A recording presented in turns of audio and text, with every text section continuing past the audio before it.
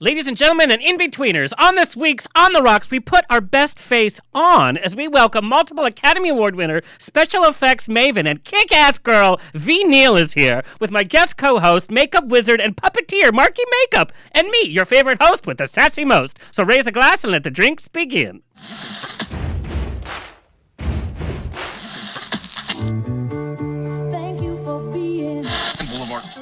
A banquet, and most poor suckers are starving to death. I'd like to propose a toast. This is On the Rocks with Alexander, where I drink with your favorite celebrities as we talk about fashion, entertainment, pop culture, reality TV, and, well, that's about it. So pop a cork, lean back, and raise a glass to On the Rocks. Fasten your seatbelts. It's going to be a bumpy night. Lord have mercy, we've all been drinking a little bit. The Hollywood stores are coming out. Buns and bows and pantyhose. This is On the Rocks podcast, the place where we're too glam to give a damn. Today is all about makeup, and so my makeup tip for those pesky under-eye bags and circles, put on a pound of glitter liberally under each eye, head out for the day, and you're going to look fabulous.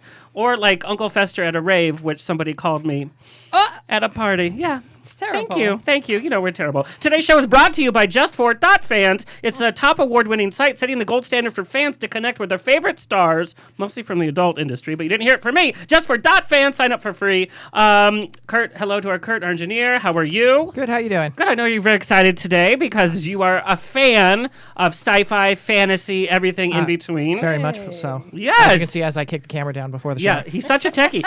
He gets excited every time there's a straight woman in this studio. He just gets really, really, really excited. He's like, finally. Marky, you're finally made it. It's about time they're excited about me. Marky looks like a well-dressed lesbian. Like, you look like Rosie O'Donnell, like, at the governor's ball. Every time I shave, I get that. All the time. So sparkly. You, like, beat me in the sparkly zone. It's my gold for our Oscar winner. That's there you go. Yes. Nice. 3 times. Kurt, but do you have a pun for us to get started today? I always have a pun for you. Oh, God, make it quick. We have a lot to talk about. I have some broken puppets for sale. You know that? Yeah. No strings attached. I'm sorry. It's a good punchline, but not a good setup. Nope. That was very clever, by the way. Probably Googled. Anyway, but on that note, thank you for our sober listeners for tuning in. We thank you for holding your hair back and driving us home. But if you are drinking, Equality Vodka is the official vodka of On the Rocks. 20% from every bottle helps to fund nonprofits that secure equality for everyone. Visit them at equalityvodka.com and on social media. This show is brought to you by Straw Hut Media. You can watch and or listen to every one of our over 200 episodes for free at ontherocksradioshow.com. New episodes every Thursday. Hello to our listeners around the nation on iHeartRadio, Stitcher, TuneIn, Apple Podcasts, Google Play, Spotify, Roku, Pandora's new podcast section. Watch us on YouTube and Hear TV. We are streaming on the Facebook pages of Trending Now app, GED Magazine, I Love Gay LGBT, and of course, On the Rocks Radio Show Facebook page. Subscribe to us on your favorite podcast player. Share us, like us on Twitter and Instagram at On the Rocks On Air. Send me an email, book me for a wedding, funeral, quinceañera, bris. I don't care. I will show up. Info at ontherocksradioshow.com.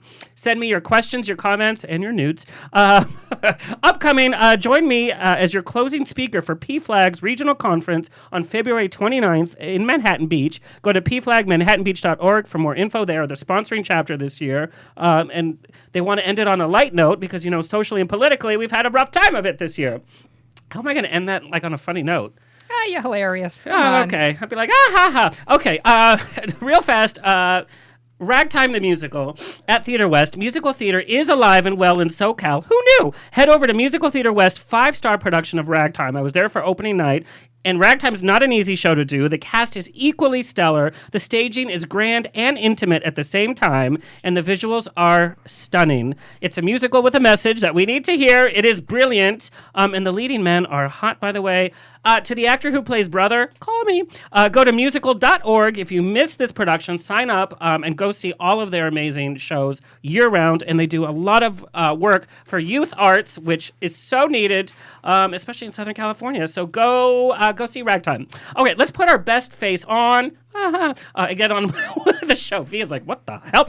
I want to introduce my guest co-host today. Going to keep me in line, Marky Makeup. That's how I know you. Marky Makeup. A lot of people know Marky at this point. Marky. Marky. Every time I hear your name, I hear Marky instead of Marky. And lobster rolls, because you love your lobster rolls. Yeah. But Marky's career in Hollywood spans 16 years. Since 2004, he has been active in film, stage, and television. His professional credits include Skin Wars, America's Next Top Model, RuPaul's Drag Race, Hey Girl. Clients include Pink, Janet Jackson, and Ariana Grande. At night, Marky is a nightlife legend for many reasons. But body painting on stage for events in West Hollywood, San Francisco, Palm Springs, and San Diego. He is also no stranger to Comic-Con. His body-painted cosplayers go viral on social media, always top-ranked by sites such as IGN and Rotten Tomatoes. In 2019, he was chosen by Hasbro to body paint on stage at San Diego Comic-Con. And as a respected businessman and vendor, tip my hat to you, sir. Yeah. He frequently does events for various organizations, including the Hollywood Chamber of Commerce. He is also very active in the community, volunteering for groups like WeHo Cheer. WeHo Cheer is how we met. Life Group LA, Trevor Project, and Jack's Theatricals. Occasionally trading an airbrush for a pen. He writes for Makeup Artist magazine and is considered an expert in his field. Please welcome Marky Makeup. Marky, everybody. So, real fast, I know your career spans. In fact, we have some pictures. You did like the Gingerbread Man horror film, which I just seeing the pictures is enough. And then, what a fun piece. But I want to know, Kurt, can you? Yeah. There we go. There's Marky and the Gingerbread Man. Look at that. That's a big one. That was feature film number one right there. Was Gingerbread Man in October 2004. I'm surprised it hasn't been turned into a Broadway musical at this point. You got the money, I'm sure. I mean, he's ready. You know. In preparing for today's show, I have talked to many makeup artists, and of course, Our Lady of Honor is an icon for many reasons, many firsts. I want to know, in your career, how did you first become acclimated to the name Neill? Me? Yeah, I mean, what was that first, like, oh, that's V? How did I find out about Neill? Yeah, like how did that name click as a leader in the industry? Was it a movie you saw? Boy, it didn't happen until really I started to go to makeup school. I went to school in Pittsburgh and started to pick up Makeup Artist magazine, and it was it Uma Thurman who was on Poison Ivy? Yeah, and it on was the your cover name of Makeup was Artist magazine, real big, and just flipping through. Also following up with the makeups that I loved. One of the makeups I loved was Tommy Lee Jones as Two-Face, which was fantastic. A real, I say subtle, but still. Well, Rick Baker designed it. I applied it. You have to give Rick credit. You guys are a dynamic duo. But you and I grew up kind of in the age where we had Starlog Magazine and Fangoria, where you got to really learn. Magazines. Yeah, because now we're learning from social media and we're swiping up and then we'll click on somebody's profile. We'll like whether we do more research or not. But we used to read articles about the process. Yeah, you could hold it and just stare. Yeah. Yeah, those a lot of the great movies from the 80s that inspired me were things like Dick Tracy. Yes. Or Legend, stuff like that. I remember when Dick Tracy first came out because it was so different. So it was such oddball. Yeah, but the whole acting style, everything was different. The whole Madonna. I worked on Dick Tracy. No, I know that. Oh. Yeah. I didn't know you knew that. Yep. Girl, I know everything about you. I have your report card. Talks too much during class. Mm-hmm. And I even did that person we were just talking about a minute ago. Yes, well, I do know that. But rewatch Dick Tracy if you haven't. The makeup there enhances the acting going on. Oh, it's iconic. Yeah, it really is. Wacky. Because they're human, but they are odd-looking humans. But it's such a throwback to the actual strips, to the original everything, like frame by frame. It's like whenever they do a production of like Peanuts, nothing ever really captures the characters. This film really did, and we're gonna talk a lot about Dick Tracy. So let's introduce the lady of the hour, Neill, one of the most renowned makeup artists in the motion picture business, has earned 23 international nominations, and that was as a month ago. So there's probably a slew more that include 8 Oscar nominations, the most nominations and win for a female in her category. She has won 3 Academy Awards for Beetlejuice, Mrs. Doubtfire, and Ed Wood. Ed Wood is one of my favorite films, and we're going to talk about it. We have some footage, by the way. If you have not seen it and you pretend to like movies, you need to watch this. One of the most underrated films in my estimation. She has won 2 Emmys for Pee-wee's Playhouse and The Shining, BAFTA for Pirates of the Caribbean, 5 Saturn Awards, and Local 706 Best Character Makeup Award. She's also the first artist to be awarded by the Hollywood Foreign Press for Makeup Artist of the Year. She created Space Travelers for Star Trek The Motion Picture, a hit comedy Galaxy Quest, Rock and Roll Vampires for Lost Boys, Visions of the Afterlife for Beetlejuice, transformed Johnny Depp into fill in the blank, into everything from Edward Scissorhands, Jack Sparrow, Ed Wood, Sweeney Todd, and of course Robin Williams for Mrs. Doubtfire. She has also headed some of the largest business film franchises in the world: Batman, Pirates of the Caribbean, The Amazing Spider-Man, The Hunger Games. She's been on Local 706 Executive Board, an educator, a businesswoman, and a judge on the hit TV series of Sci-Fi's Face Off for 13 seasons, by the way. Ooh. She has been awarded the Lifetime Achievement Award by her guild. She had 3 films come out in 2018, Shock and Awe, starring Woody Harrelson and James Marsden. Can we just pause for James Marsden? Also, yes, A Star is Born, starring, of course, Bradley Cooper and Lady Gaga, and the life-inspired film Welcome to Marwin, starring Steve Carell and Leslie Mann, directed by, of course, Robert Zemeckis. And in 2019, Kevin Costner and Woody Harrelson chased down Bonnie and Clyde in The Highwaymen. She's currently spending her time at Cinema Makeup School and is now Director of Education. Oh, and I might add, you know those Norman Lear live episodes? The last time V was supposed to be on the show, she couldn't make it last minute because she got called in to do Norman Lear. Not to do Norman Lear. That sounded really weird. Well, you can add that to your resume. I don't know. Please welcome V. Neill. Yay. Yeah. You can't hear the applause, V, but there's a lot of applause. I hear it. It's really far away. So I know that Frankenstein was the first kind of film that inspired you at a very young age to get into kind of like the makeup and the transformation aspect. Horror films were a big part of your early film? I used to love to watch those old black and white horror films. And my mother was just dumbfounded. She goes, I don't know why you like to watch that stuff. I loved being scared.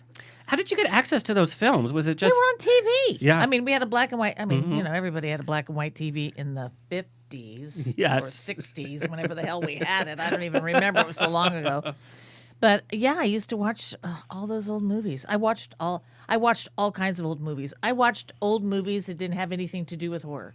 I loved old movies. I loved to watch those old Busby Berkeley movies. I loved to watch all the old comedies. I loved the Three Stooges. I loved Stan Laurel and Oliver Hardy. I mean, I loved old movies. I don't know is that weird? No. So this is very interesting because when I was a kid growing up, I didn't get along with kids my age. So summers were always me inside with my imagination, with my toys. But the neighbor was involved with the film. He had like this antique car. He gave us a beta machine.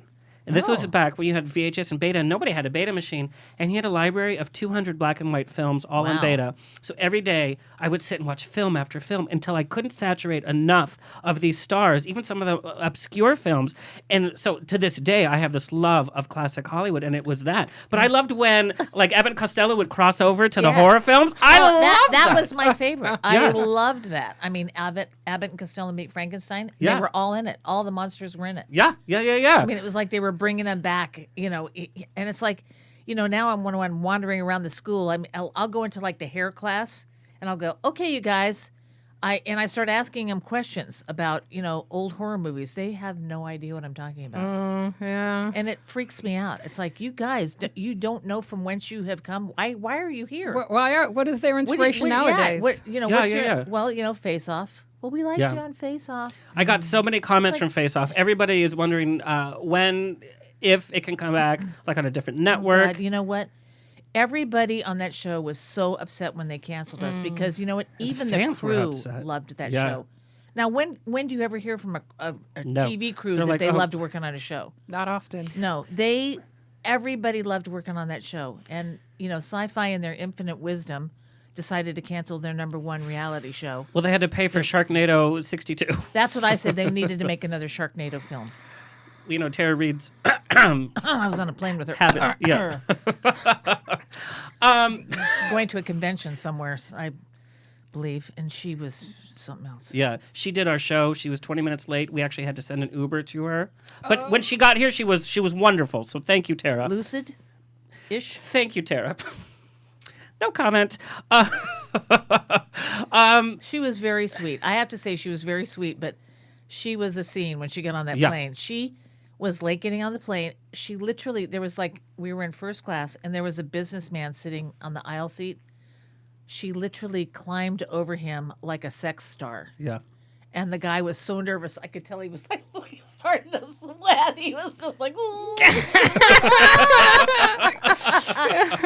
And then it was amazing. She's definitely something. But you could see that chemistry in reality TV. It's like chemistry in reality TV, that it was such a positive. And I got so many comments from so many different types of audiences. You know, we have different genres usually for each episode, whether it's reality TV, Bravo TV people, or Broadway. The emails and the responses that we got were the most varied from such a big pool from your time. And then people rediscovered these films that they knew that you were attached to. And, you know, we forget to rewatch films because we're always binge watching next Netflix. best thing, Yes. yeah. So much. But when you go back and rewatch, I went back and rewatched Beetlejuice. I rewatched Ed Wood. Of course, I've seen Ed Wood probably 12 times. I saw it 6 times in the theaters. I was so transfixed by this. But rewatching Edward Scissorhands and Sweeney Todd, you know, you discover new things. And especially when you learn about the aspects behind film, you have such a bigger appreciation for what comes out. We are in this current political Hollywood climate where we're talking about women's roles behind the camera in Hollywood, as equality is a hot button. But in your industry, that always hasn't been the case. Even your mom was like, "Girls, don't do that."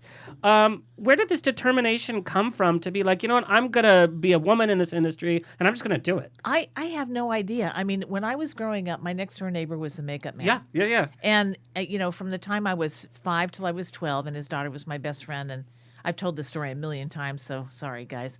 But it's like, you know, every Halloween he would make me up like a witch or a ghoul or some hideous thing. And his daughter would always want to be like a fairy or a princess or some girly thing. But I always wanted to be some sort of hideous monster, you know. And I remember telling him when I was a little kid, I want to do what you do when I grow up, Mr. Latito. And yeah, sure, kid. You know, never gave me one bit of encouragement, ever. I mean, up until the time I had already been doing it for about 3 years, my mother calls me and says, "Hey, Aunt Leo and Pat are coming over for dinner. Do you want to come over and, you know, show them some pictures of what you've been doing and la-di-da," that whole scenario? And I'm going, yeah, let me come over. And I came over and I was sitting in my living room and I showed him my pictures and he's looking at it, he started chuckling. And I thought, well, that's kind of a weird response. And he looked up and he looked at me and he chuckled and he goes, "You know, you're never going to get in the union." Why? And I went, "What?" Not, "That's good work, it's shitty work, it's like interesting," nothing. Just, "You're never going to get in the union," was his reply to me. I got so mad. If there could have been steam coming out of my ears, it would have. I got up, I took my pictures, I went into the kitchen, I said, "Mom, I'm leaving now." I said, "I am so upset, and I'll tell you why later," and I left. I just freaking took off. Cut to a few years later, he became department head at Warner Brothers or the Burbank Studios, whatever it was called then. And he called me in to come do like some commercial stuff. I think it was for some cheesy TV show. I don't know what it was. And so I was there doing that. And some guy walked up to me later on. He says, "Hey, do you know Leo from somewhere?" And I said, "Why? Why do you ask?" He goes, "Because he was pacing up and down in front of your trailer like he was going to have a baby or something." And I went, "Really?" And unbeknownst to me, like at lunchtime, he went in and looked at my little makeup trailer, looked at my setup to see what I was doing and everything. Never said anything to me. Cut to about a couple of weeks went by and he called me up to come do a movie of the week over there. It was 3 women. It was called Money on the Side. And it was 3 of their upcoming, it was like, I can't remember, it was like Karen Valentine and Linda, and Jamie Lee Curtis. I can't remember Linda's last name. Anyway, so there was 3 of these gals. So they had these 3 little stories, so each woman was done independently in their little stories. And when it came time for them to all work together, they said, "Well, you can't do them all because we don't have time for you to do all the girls. We'll have to get some other people in here." I said, "Well, don't get your old cronies in here because they're not going to like the way their makeup's being done." And he brought some old crony in there, and the girls sat down, and like 2 minutes in, they said, "Nope, we'll wait for V." Yeah. I said, "Okay, I'll hurry." So I did them all, you know. And they liked me so much, and it was also a woman producer on the show. And so about 2 weeks later went by, and at the time, I was doing this TV show called The A-Team. Yes, I know. You did it for how many seasons? I did it for several seasons. Yeah. And they kept me there because George Papard liked me, and I was, and they paid me over scale and everything. So I answered a phone call from Leo, and he said, hey, we would like you to, the producer wants you to come back and do another movie. And I said, well, what are you offering, as far as pay goes? And he said, oh, well, it'll just be, department head. I said, I'm getting over department head right now. I said, it seems kind of silly for me to leave my show that they love me on, and I'm working all the time. So I said, I guess I have to say no, Leo. And I got Mr. T behind me, too. Did you say that? But, I mean, he was like shocked that I'd say no. Wow. And I said, no, Good. I'm It's not good coming. that you What a circle of life. Yeah, you crack But that foundation of but, the I old mean, boys it club. was like and it's silly because, he knew I always wanted to do it, never offered to help me. He tried to get his son in it. Son wasn't interested. His daughter wasn't interested. Here he had me that he could have helped. So hungry and you know to what's learn. funny? Cut to find out a couple of weeks ago, Tom Berman, we had, I'm at Cinema Makeup School right now. We have, on Thursday nights, we have a movie night. Well, we had Tom Berman come with Making Apes, the film that he just created about, the whole beginning of, apes and that whole thing. And I'm looking at the film, and there's footage of them in the makeup room, and Leo is in the background. He was one of the 5 guys that did the original Planet of the Apes. So he knew how to do it, and he knew I knew how to do it, and he never helped me. That really pissed me off when I saw that. I went, oh, shit. That's really sucks. Do you think it was just because you were a girl? I don't know. I have no idea. I don't know that it was because I was a girl. I don't know that maybe he realized he screwed up, and I was going to say a bad word. Maybe he realized You can say a bad word. It's just $10. Okay. I'm good for it. But maybe, maybe he realized he made a mistake by not helping me, and he was like embarrassed. I don't know. I have no idea. Maybe he was nervous about this young person having such vigor because it's well, that'll put me out of a job. I tell you, the good way to inspire somebody is to say, no, you can't. Yeah. Because that will especially turn to a around. young kid, it's no, you can't have that cookie. Yeah, well, cut say, to, "Oh, yeah." the next year, guess what? I got in the union. Yeah. Because they had to open up the unions because they didn't have enough people in the union. So, and I was what they called a 30-day wonder because there was a group of people they had to let in during this time period. So there was, I don't know how many people they let in, but I was one of them. There was probably about 4 other women maybe. And if you worked a certain time period and the film that you were working on went signatory or you worked on a signatory piece or whatever, you could get into the union and you didn't have to take the test. So they called us all 30-day wonders. Wow. So when I first got in the union, I'd have these old guys calling me to set, come and what we call day checking. You go in and you help out for a day here and there. And I remember I got called in by these old guys to, I shouldn't say this, but. Just say it, girl. No, they were just, probably younger than I am now, but they seemed like old guys to me at the time. But, they'd call me in and try me out to see, it's a chick. Let's see what she can do. Yeah. And they called me in to go work on Dynasty. You remember that show with Joan Collins? And you just made half of our audience swoon. We have a large gay audience. We just all took a gulp. Yes. Here I am. I go in and I'm day checking on Dynasty, and they hands me a bag of sponges and a box of ebony pencils. Well, back in the day, we used to use these carbon ebony pencils for eyebrow pencils. That's what everybody used. Well, Monty Westmore had taught me how to shave those pencils and do them, and so did Fred Phillips, because I was Fred Phillips was kind of my mentor. And so they sent me off and they stuck me in a back room, and I didn't do any makeup. They just said, cut these sponges and do these pencils. So about an hour later, I come back, and he said, are you done already? And I said, yeah. He said, well, show me what you got. So I went back, and I got the big bag of sponges. They were all perfect because they were all rounded and perfect and just beautiful. He said, well, show me the pencils. I took them out. They were all perfect because they were all shaved because you had to do it with a razor blade, a single-edged razor blade. Yeah. And he said, oh, wow, you know how to do that? I said, yeah. Fred and Monty taught me how to do it. They went, oh. Oh. And they said, oh, cool. Okay. He said, can you come back tomorrow? I said, sure. So, they let me go that day because they were all done with everybody. So the next day I came back and I did some extras, and the next day I did that. So cut to a week or so goes by, a week and a half. I get a call from them again. They said, could you please come in and do Joan Collins' makeup? And I went, no. No, he said, you don't really have to do Joan. Her makeup artist is going on a 2-day a 2-week trip, and we just need somebody to be there with her. She actually does her own makeup. We just need you to follow her around with a bag. And I said, hell yeah, I can follow her around with a bag. She did her own makeup? She does her own makeup. She probably still does her own makeup. Who knows? Guarantee you, she probably, if that's what she was doing now, she's definitely doing that. But I mean, she did her own makeup, and if she needed help, I would help her. But she basically did her own makeup. I carried her bag for her, held her mirror, and did all that for like 2 weeks. I didn't even know that. That's insane. Isn't that a funny story? Yes. It's so bizarre. But that is, Hollywood is such a small world. Everybody's story interacts with somebody on some level. And this is like a cherry on like the venial like sundae of Joan Collins. You add Joan Collins to anything, it's like, yes, girl, 2 snaps.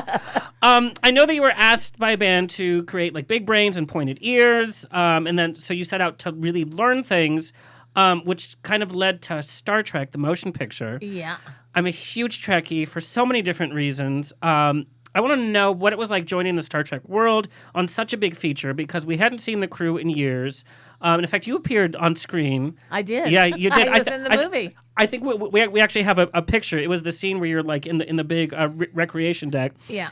But I want to know what the energy was like. It was kind of your first major studio job. It was. This is how it happened. You know, when I used to go to the Star Trek conventions, that's when I met Fred Phillips. Fred Phillips was the makeup artist who did the original Star Trek TV series. Mm-hmm. And so I became friends with Fred. That's you, yeah? No, that's not me. Are you sure? I'm positive. But there is a really great picture of me with Shatner. That's the only picture I have with me with Shatner. It's My hair's nowhere. pulled back in a bun. I have it. Should have asked. Yeah. And they gave me my uniform too. What? Do you still have it? No. It Wait, went bye-bye. Oh, my God. But anyway, so I met Fred Phillips, and at the time I was with Steve Neill, and Steve and I used to do all these jobs. We would get jobs, but we couldn't go apply because we were non-union. So I would call up Fred and say, hey, Fred, we got this job. Can you please go and do such and such, you know? Yeah, sure, kids. So he would come and get the prosthetics, and he would go apply for us.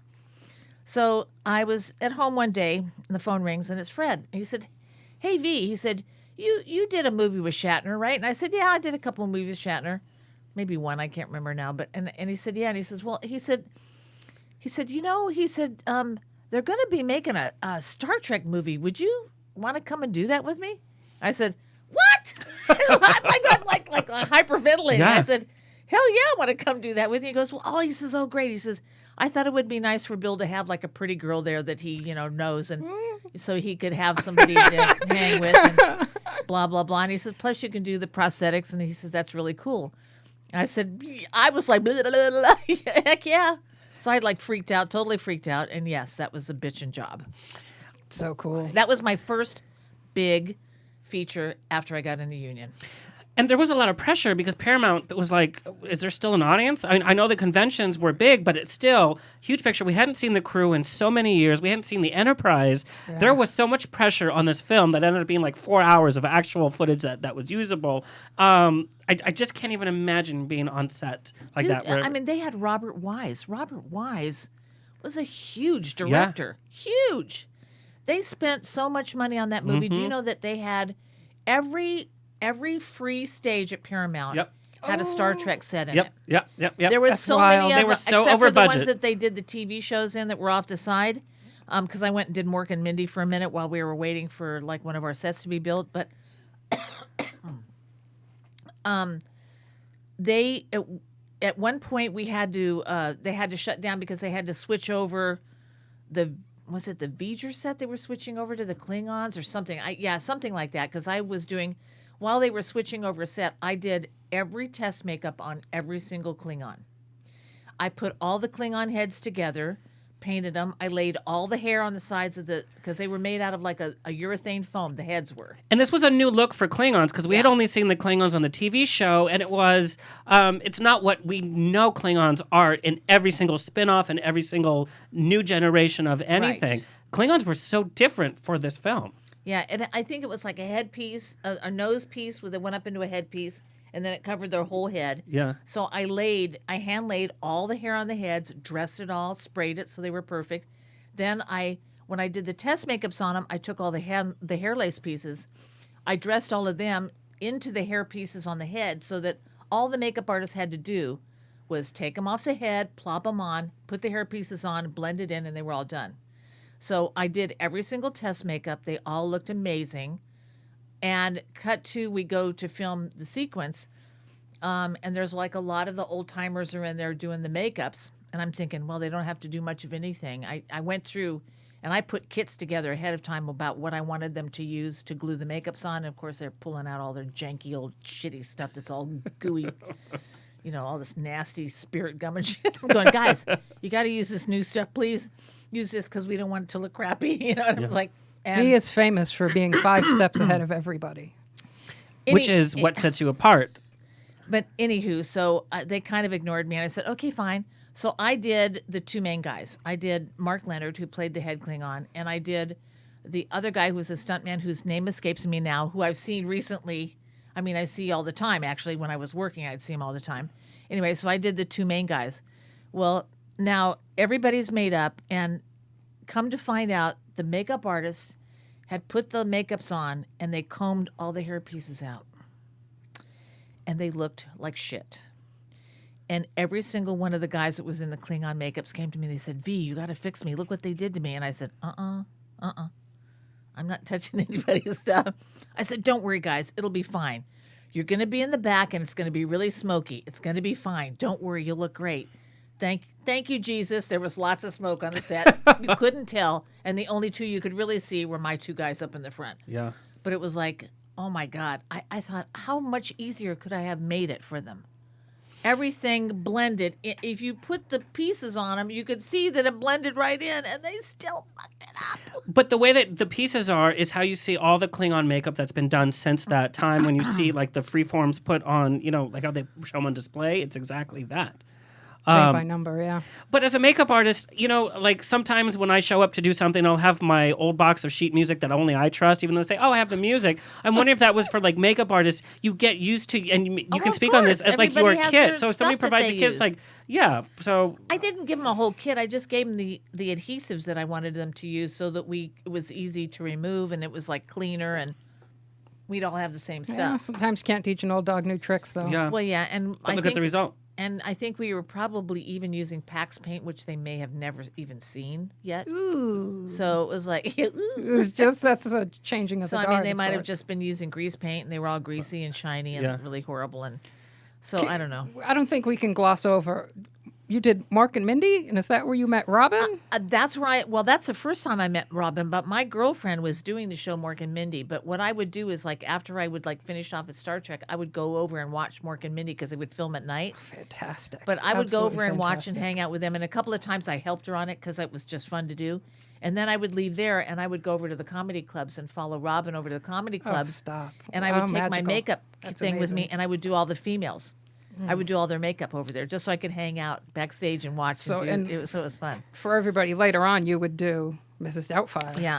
Kurt, Funny enough, I don't really think Robin remembered any of that. well, We were all having way he was too much exploring. fun. Yes. One of my favorite thing about looking at your pictures is to see how your personal style has changed from your 80s haircuts to They were my favorite. like- Don't talk about those. No, it's amazing, but it's so funny. Kurt, can you play some of the video from the makeup application of Mrs. Doubtfire? And whether you're a fan of sci-fi, fantasy, or not, you have seen her work in Mrs. Doubtfire. What was it like developing this character?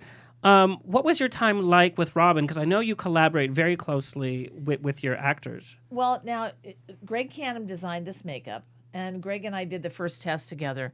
And I remember when we were doing the test, Greg, I said, okay, Greg, you set up the paint job. You tell me how you want me to do it, and I'll follow the paint job when you're gone, because he was going to leave. So he did the first test on him, and I said, dude, we can't paint him like this. He looks like a nasty old man. Because, guys have a tendency to do a speckle fest and do all these old age. I said, no, he's got to look like a sweet old lady, dude. You can't do it. And so he tried to do another test. We did a second test. I said, okay, stop now. And I this said, is a "Go foam home." latex. Yeah, this is what foam year was latex. this? Early 90s, right? And I said, you got to go home now. Let me just do what I think is going to work, And so basically what I did was I changed the whole paint routine because I wanted him to look like a sweet old lady. And it was fine. He could look like he had makeup on because that's what it was supposed to be. So, I did whole makeup with all the speckles underneath, and then I did what looked like, a beauty makeup on top of it. Oh, that's fascinating. Yeah. Those And that makeup had to be the same every day. That was the last piece to go on that little lip piece there. And if I didn't get that on in the right place and he had any skin showing and he started sweating, oh my God, I was chasing that damn thing all day long. Well, and he was a big sweater as well, and very expressive with his face. Yes. Your makeup has always allowed actors' expressions to definitely come through, and that's something that's very signature of your creations. he sits still in the chair, though, huh? Well, Or what was we this a did special was day? I took the doors off the cupboards behind us, I heard and I about that. put a TV monitor up there. Oh, that's And fantastic. Stefan Dupuis was my assistant on that. And Stefan had a Laserdisc player, which was like very big back then. And he had hundreds of movies. So Stefan brought in all these movies for Robin to watch. And funny enough, Robin had not really seen a lot of movies. He hadn't even seen Rosebud, Citizen Kane. Kane. Yeah. He had not even seen Citizen Kane ever. I mean, a lot of these old classic films. And so he watched a movie every day, and that's how we got him to sit still. He just was like mesmerized watching these movies. Because it took about 2 hours to do his Yeah. makeup, so he could see a whole movie. Then he'd go down to hair, and we'd finish him off down there, and on he would go. V, I want to know how you mix your personal life, relationships, and family with this industry. There's hours before the cameras start rolling, during, hours after, not to mention the development time. And you must get so enraptured and encompassed by a project. How does one keep a personal life or their personal identity in all of this? Well, for many years, I had boyfriends off and on and stuff. And then around the mid-'90s, I was with a gentleman who has since passed on. He passed in 2010. But I was with him for 16 years. And he knew what he was getting into, because he was in the business too. And he retired after we got together so that, he could make sure he was with his kids. And I wanted to make sure he was with them. And so that worked out well. But sometimes he'd come with me on location. We'd bring the kids on location, whatever. But it's not easy. Yeah. And it's like right now, like when I have conversations at school, when I'm talking to the girls, I say, you guys, it's not an easy life to have a family. If you want to have a family, you better think really hard about how you're going to do that because you're never going to be home. And it's difficult. I mean, to say it's hard for men, but I think it's harder for women. So I don't know. I just say, you got to pick and choose, guys, because I always knew I wanted a career, and they were always going to come second. So I don't know. Is it a little lonely? We talked to an actor last month, and we were talking about this same thing. When you get on a movie, you become best friends with everybody. He was in a film with Winona Ryder, and they became really close. But once that film was, she was off to the next thing. right. And it's like, how when you're in a senior year, a yearbook, keep in touch, we're going to be best friends forever. And then a year later, you're like, where did that person go? And it's this kind of like, well, all of that energy kind of dissipates, even though you're on to your next project. I can imagine it can be a little lonely going from project to project and having these relationships with actors, but actors can only give so much as well in terms of like friendship and beyond the camera.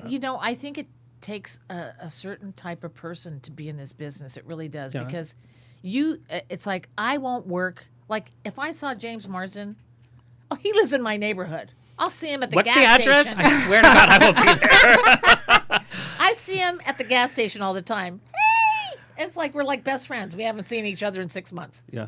But it's like everything. You can go from movie to movie, and you won't see somebody for years, and you'll run into them. Oh my God, how are you? It's It'll like be you're like just best like friends. yesterday. Yeah. But it's It's still kind of weird. that surface level. It's not like, hey, I'm going through this divorce. I want to talk with you about it. Let's, talk all night on the phone or let's hang out. It's that entertainment relationship, which doesn't sometimes break that. Like you can see somebody 6 months later and it's a great feeling, but it's not that. Who do you like deal with on a day-to-day basis when you've had a shitty day on set and you have like personal stuff going on? That's why those psychiatrists make so much money.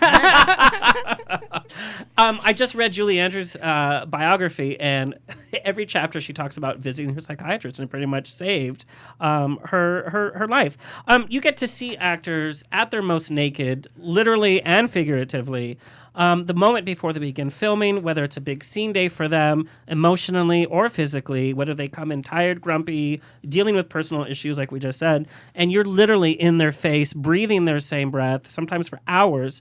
How do you approach working an actor in that kind of intimate zone and being aware of what kind of mood that they come in? Well, I think you have I to thought be. this was going to be a body paint question, but Yeah. go ahead. No.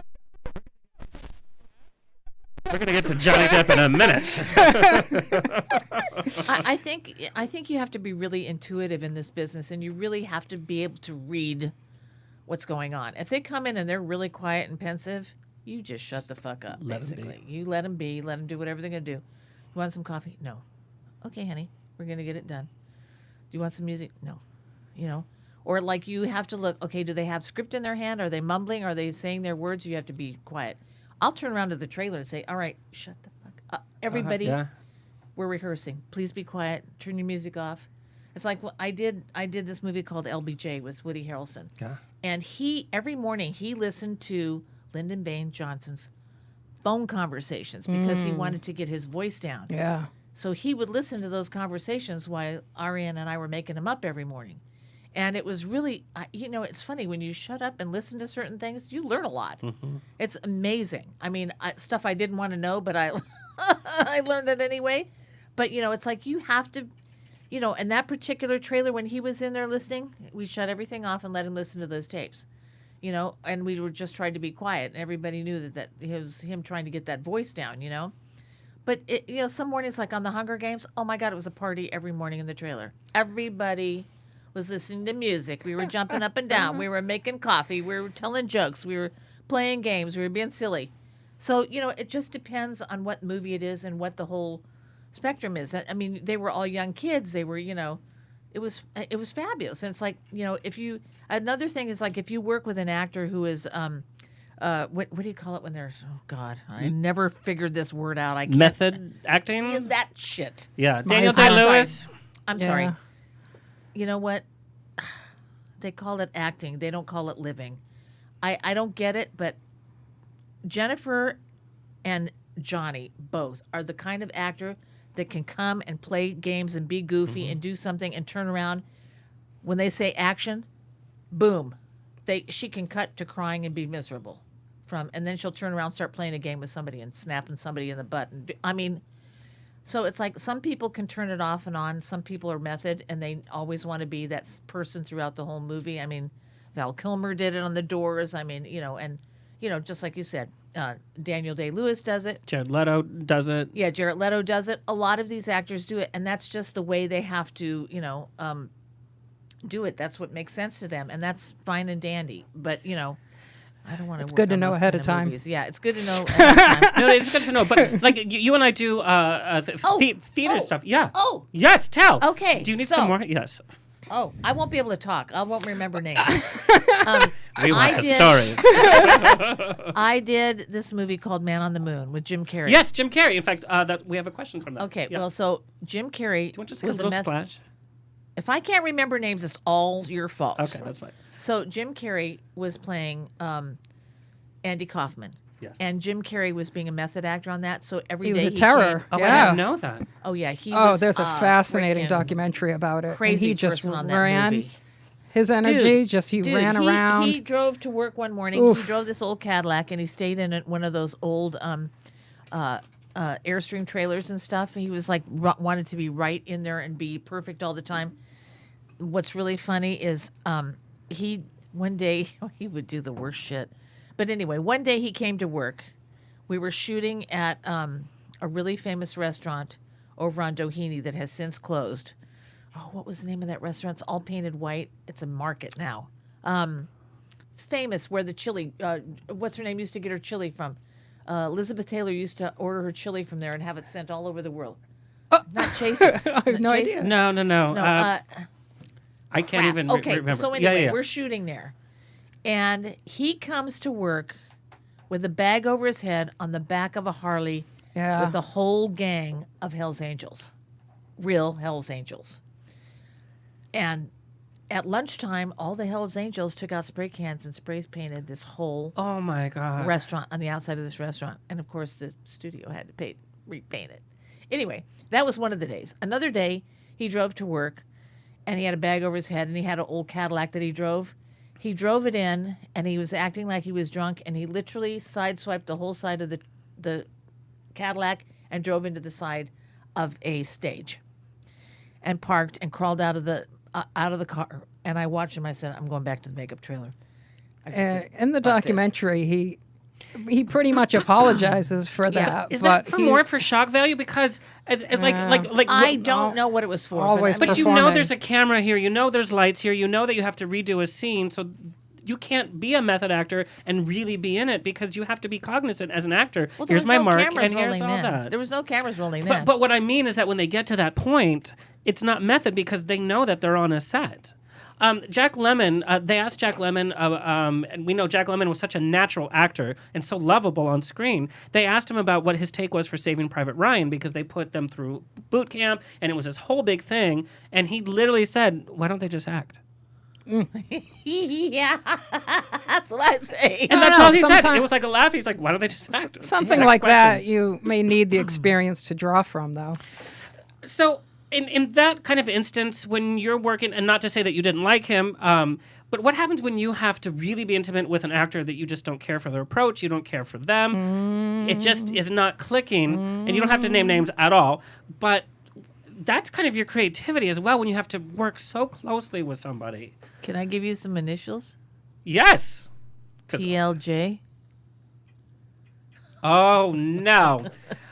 And I adore him, and he's a fabulous actor, but he was a freaking monster. He's not anymore. I've he heard that was. he's softened. Yes, he has softened immensely. You know exactly, because we just talked about it before the show. There have been times where I have been called in to jobs, and they will pull me aside, like at lunch, and they'll say, "Hey, you're really here just to wrangle so and so. Like so and so is a terror to the other makeup artist. We need you to put that person in their place." And there's really one of two ways to do it. It's to stop it right away, or just when you're in close, you look at them, you say, "I have to do my job. I have to earn my money." Like you're getting in between me and cash, and that usually straightens people out. You start talking. I just can't imagine being that close to somebody. Like you're smelling their breath, you're seeing every little part of them, and if you dislike that person, number one, it's your creativity and your work on screen, but at the same time, it's like I'm helping you do your job. Well, I don't think so much it's like I dislike that person. It's just like, when the fuck are they going to have fun? I said that to my assistant. I went in. Should I tell you who it was? Because I did Yes. 2 movies with him.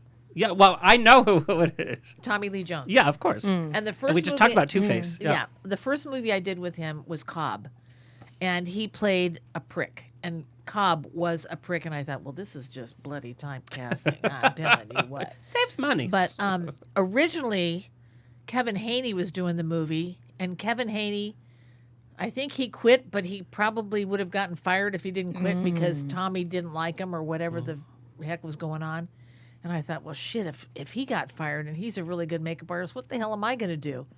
And I thought, okay, well, I'm going to go in and I'll somehow or another, they always give me the jobs nobody else wants. He's a monster. Send V. Yeah, Like, oh, they shit. know you can handle it. So we go in, and this is prefaced by the fact that Joel Schumacher says to me, I went out to dinner with Joel before I did the movie Cobb. He goes, "Hey, V," he says, "I hope you get along with Tommy." And I said, "Why, Joel?" And he says, "Because I'm going to ask him to be a bad guy in the next Batman movie." And I went, oh. I said, okay. So I know going in that I got to make sure that I get along with this guy because I'm going to wind up doing him Start again. planting in another those movie. seeds, huh? Yeah. And it's funny. He comes in the trailer and he's already, looking like, a monster thinking, yeah, it's just, you're going to eat these fuckers alive, He looks at me, he goes like this, and John Blake's with me, looks at John Blake, sits down in the chair and says, "You have 1 hour to make me look 80 years old." I said, "I tell you what, Tommy, we'll see how old you look in an hour. How's that?" And he went, "Okay, get started." And I thought, this is the kind of guy you have to stand up for yourself immediately, or you're going to be to get Yeah. his respect. yeah, Yeah. you're going to get screwed. He's gonna terrorize you till you drop, till you cry or do something. And I had already worked it all out with John ahead of time. I said, we're going to do this stretch and stipple makeup. We're only going to put 3 spots on him that we ever have to match. The rest of it's going to be all modeled, blah, blah, blah. We did it like in an hour and 10 minutes. And he looks at me and he looks at John. He goes, now you're fucked. And I said, why are we fucked, Tommy? And he goes, because you're going to have to do it this fast every time. I said, dude, that was just the first time. Usually when you do it a lot, you get much faster. Yeah. And he went, okay, take this shit off. So we took it off. But we did. We got him done in an hour. That takes some chutzpah, so to speak, to stand up to somebody like that.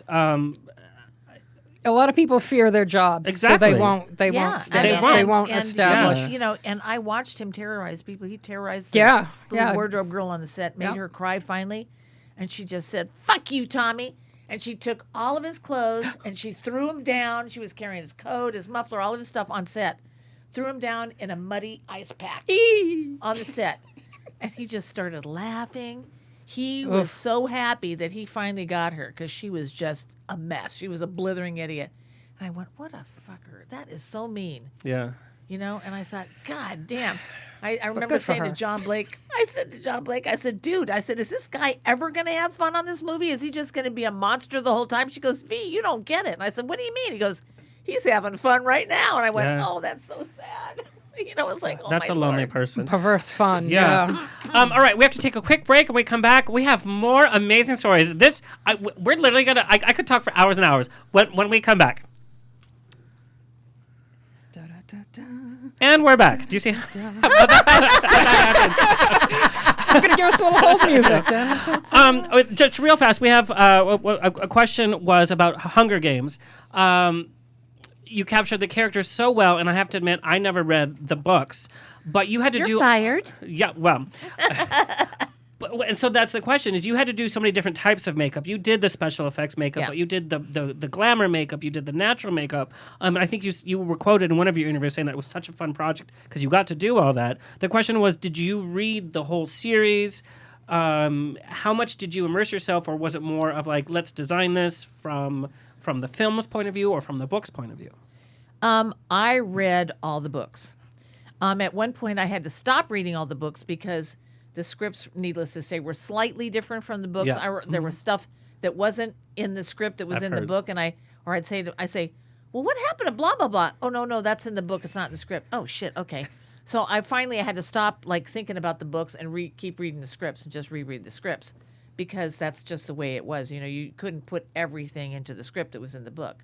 And the fact that we had a different director after the first, Gary Rossshot was the director on our first one, and Gary was very restrained on the first one with me as far as really letting me go and go crazy with the people in the Capitol. I mean, everybody thought that Effie looked crazy, but it was all about her wardrobe. It wasn't about her makeup so much and her hair. She just had the pink wig, and he wanted her to look ugly. He wanted her to look like her makeup all cracked, like she hadn't taken it off in weeks and it was all shitty. Well, cut to, it's like 90 frickin' degrees where we were shooting. And no matter how much makeup I put on her, she had a very oily complexion. She looked flawless. All that oil would come up and everything just blended together, and she just looked like gorgeous, the whole time. Is that it was is that the most creative freedom you think you've gotten on a job? But say that again. Is that the widest berth of creative freedom?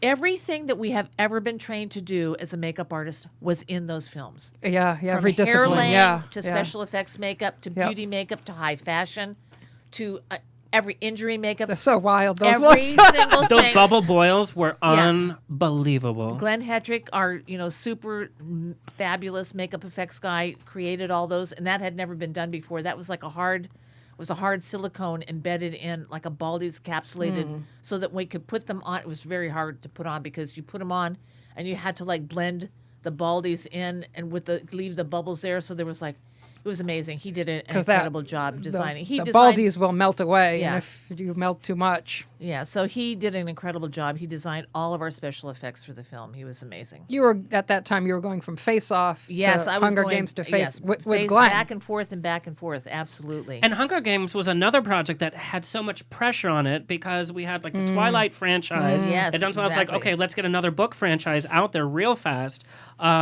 It had a lot of heft to it. I want to talk collaborations, and do you ever get starstruck at this point? I mean, you've literally touched every. I might get starstruck. I mean, I've only been starstruck once. I want to and know. It's really funny because the way it happened is so bizarre. I was on the movie Hoffa with Danny DeVito. I had been doing movies back to back. I did the Penguin movie with Danny, and Danny took me off of that and took me onto Hoffa because he didn't want to do Hoffa without me being there because there was so much makeup involved and it was like realistic stuff and it had to span all these years. So Aren't you glad you did Hoffa? You know what, I am, because you know what, I do that makeup now. I show how to do those makeups where you can make somebody who's middle-aged look really, really young and then make them really look old. You should have been on The Irishman. Anyway, so I was absolutely exhausted at the end of Hoffa. And I said to John Blake, I said, oh my God, I said, there is no way I'm going to take another movie. I got to take a break. I said, the only way I'd ever go back to work is if Sean Connery called me. And I said, and I know that's never going to happen, so I'm happy. I think, I'm thinking the most far-fetched thing that could ever possibly happen is Sean Connery calls me to do his makeup, right? I get home. I wasn't home 2 days. Then Ian Bryce calls me and says, V, I have this movie that I'm doing. It's called Rising Sun. And he said, I really need you to come do it because it's a big star and I don't want to, I need somebody like you to, and I would like it to be you and blah, blah. He's going on. And I said, dude, I'm exhausted. I can't do another movie right now. And he said, please. And I said, who's in it? And he goes, Sean Connery. Wesley That is so You weird, put that though. into You the put that- universe. Okay, Ian, who put you up to that? He goes, what are you talking about? I said, who put you up to this? You are a dirty dog doing this to me. Knocked over those He goes, dominoes. nobody put me up to this. I said, you're not going to believe what I just said like 3 days ago. I said, I wasn't going to go to work again unless Sean Connery called me. And he goes, no, V. He says, this is for real. And I said, okay, I'll come and do it. That was with Hoffa with Danny. Was that before or after the Penguin? Hoffa was after the After. Penguin. After the Penguin. Jack Nicholson, of course, we mean, know. yeah. Yeah. You worked with Steven Spielberg for 6 months to develop Jude Law's makeup for AI. Yeah. That makeup scheme, that image of Jude Law is so ingrained in my brain. Yeah. Because it was so perfect as to what the character, you knew who that character was. But, and even though he was like the robot, there was still, again, you let the actor with his personality come You across. don't lose him in the Yeah, in the I got to makeup. tell you, you said we had 6 months. I did. I had 6 months of R&D. I've never had 6 months of R&D doing Yeah. robot. I mean, Stephen was really wanted Jude Fantastic, that gloss. and that's another thing. That was like, and there was like a whole lot. Stan Winston created a whole technology to do all those robots. It's funny.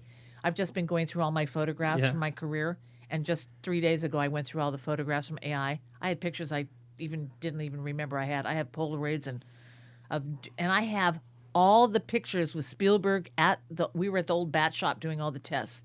I have Spielberg there, and I have Jude and all these different test makeups that we did. And I finally I'm sitting in a room with Stan and Steven Spielberg, and I said, you guys, I said, this man is perfect looking already. Why are we keep covering up his face with all this stuff? I said, all we really need is to sharpen up his jaw, and that alone will just make him look that much more bizarre looking, that his jaw is just so sharpened. And they said, really? And I said, yeah. And he said, but V, that's a prosthetic right in the middle of his face. And I said, don't you worry about that. You just let me take care of that. You just give me a really nice little sharp jaw piece and let me figure it out. And we did the test, and Steven said, oh yeah, that's fabulous. And that's what we stayed with. And it Such took a wild movie. And it really It's took one of the most me, emotional Spielberg movies. For me, it's one of Yeah. the most Well, emotional That films. little teddy bear. I got to tell you, the movie isn't the movie that I thought we were shooting. Interesting. Because I remember going to they showed the premiere of it at the Academy, and I remember walking up the steps, and in the middle of the steps, Kathleen Kennedy was standing there. She goes, V, it's so fabulous. Wait till you see your movie. It's like so great. You're gonna love it. And blah blah blah. We're all up there, and we're all sitting there. All the crew members are in there watching this movie. At the end of the movie, we're all sitting there staring at each other, going, "What the fuck was that movie? What was that?" It was not the movie that we thought we were going to see, because the movie we thought we were going to see was a Spielberg film, Yeah. and it was not a Spielberg film. It turned out to be the film that Kubrick wanted. He wound up turning it into a Kubrick film, like the family wanted. It got very serious and very dark. It was very dark. The movie we shot was uplifting and fun and fabulous. It made the mother look out to like she was like a horrible person throwing her kid out in the thing. She was letting him go because she didn't want him to be destroyed. You know, she was saving him. She wasn't throwing him out. She was saving him. And there was like a whole scene in Rouge City that we shot with Jude where there was a whole dance sequence where he danced with all these different women and he turned into a different guy with each one of these women. And one day I did 5 different characters on Jude. I need these Polaroids. Bring me. And I have them. I need a few Polaroids of Jude Law. We did through him these. as like a surfer guy, and he danced with Spielberg's daughter. We did him as a Japanese, like a God. yeah, a Japanese warrior guy. We did him as a what else did we have? Oh, like a Spanish dancer, like a flamenco dancer, and one other character and himself, and he was dancing with all these women, and we did those makeups all in one day. And when You we got them in and out of them? yeah, in and Ooh, out. That's. I mean, we were That's fast. rough. We had it all figured out ahead of time, and it was like they cut it out of the movie. We were so bummed out because, to me, the movie was all about him teaching this little boy about love and what love was. Yes. And we thought the movie was going to end when he found the blue fairy. Wow. As far as I was concerned, they could have ended the movie right there. He found the blue fairy. It wasn't what he expected, but he found the blue fairy. And then it kept going, and then we thought, what are those aliens? What are those aliens coming in there? And then come to find out they're robots. It's like, really? They look like aliens to me. I don't know. It was like it was not the movie I was expecting. That's one of the most gut-wrenching Spielberg films. I mean, Yeah. he's done so many gut-wrenching things, but that was so because we dealt with, Yeah. anybody who's ever been through adoption, and there's the whole giving away, and it was so dark. But when you're working with a name like Spielberg, how do you balance your own creativity? And then you're like, okay, I'm working with Spielberg, so if he says, then it must be because he's Spielberg. Or how do you say, you know what, that's not working. I don't care what your name is, how big your name is. This is not working. You know what? I had no problems with Steven. I really liked working with Steven. And I had a very good relationship with him. And, everybody was scared shitless of him. Nobody would go up and talk to him. I'd always talk to him. They go, oh, no. And I go, I got to go ask him a question. Leave me alone. Yeah. And I would go up and just talk to him and say, Steven, hey, I got this. What do you think? Oh, yeah, no, that's cool. Go do whatever. Because, like, a lot of times he would not, at the beginning of the thing, when we were having our production meetings, he wouldn't show up at production meetings. The first AD would take notes, and then they'd give him the notes later on. But it came to the point where it's like, okay, enough of the fucking notes. I need to talk to the man. Yeah. So I would just go and talk to him. And then one day we were down at the hangar down there, at the dome, down by the Queen Mary. There was that big dome down there. And we were shooting in there. And everybody was like so serious one day, and it was just like so much bullshit going on. And I found this big bucket of glitter. And I was going around and I was throwing glitter at everybody. I was just going crazy. I was throwing glitter at everybody. I was so bored. That'll keep and the mood up. everybody had Or get you fired. So I went up and I'm behind Steven and everybody's going, no, don't do that. Don't do it. And I went up behind Steven and I just went like this and I started pouring glitter all over him. And he went like this. He went, I'm flying. I'm flying. And he was like a little kid. Yeah. He loved it. Everybody was scared shitless of him. I used to take him in the makeup trailer, lock the trailer doors, put on classical music really loud, and I would cut and dye his beard for him. Oh. Give him a haircut sometimes. And I wonder so many people are afraid to approach him that would actually help the movie making process by saying, let's make this film together. Well, but he does, but it's just like sometimes he's like so busy. Yeah. There's certain things that he doesn't really need to be involved in. But if you have like something that only he can answer, why go through 3 people? Right. It's bullshit. Just go and ask the man. I mean, what's he going to do? Say, get away from me? Okay, babe, it's your movie. Sometimes if you that's don't give a movies, shit though, about what boy. it looks like, then okay, fine. But a lot of time these people hire you because they want your opinion. Yeah, and I think and that's it's where a like- lot of people falter is they That's say, what I mean, is that they're "Whatever you afraid. want, And if whatever you're you want." afraid and timid, you're not making a good contribution, project. correct. Yeah. We had Nia Vardalos on, and she talked about the first time she was a director. She's like, oh, I'm a female director, and they're giving me the reins. She was so afraid to call people on their bullshit on set. And she said it hurt the first couple of weeks of the film until she's like, what am I doing? I'm the director. Yeah. And then she started acting like the director, and then the whole thing changed. First Academy Award nomination and win for Beetlejuice. Do you remember getting that phone call that you were nominated, or were you? Did you have an idea that you were? I don't remember the phone call, but I do remember being there, and it was frightening. And I thought, there's no way we're going to win. But we all had our little 15 seconds that we could talk, right? And the best thing is like they have the luncheon ahead of time. So everybody goes to the luncheon, and everybody's there. You're sitting at the table with directors and actors and, all kinds of cool people. You're able to eat and drink. Yeah, and everybody's like friendly and nobody's stressed out, so you're all just talking to each other. Oh, what more can you do at that point, right? Yeah. Because you're all the same at that point. Yeah, You're yeah. all just having a good time.